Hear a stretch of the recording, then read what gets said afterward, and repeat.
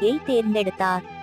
அதில் அவர் வெற்றியும் பெற்றார். தமிழ்நாடு சட்டமன்றத்திற்கு தேமுதிக சார்பில் தனி ஒருவராக தேர்வான விஜயகாந்த் தனது நடவடிக்கைகளால் மக்களையும் கவர்ந்தார். ஏற்றமும் சறுக்கலும். பட மூலாதாரம் VIJAYEKANPHS. 2006ஆம் ஆண்டு முதல் தேர்தலை சந்தித்த விஜயகாந்திற்கு அரசியல் வாழ்க்கை தொடர்ந்து ஏறுமுகமாகவே அமைந்தது.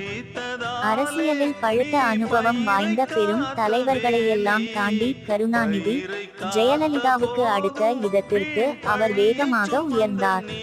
2011ஆம் ஆண்டு சட்டமன்ற தேர்தலில் திமுகவை விஞ்சி தமிழ்நாடு சட்டமன்றத்தில் எதிர்க்கட்சி தலைவராக விஜயகாந்த் அமர்ந்தார்.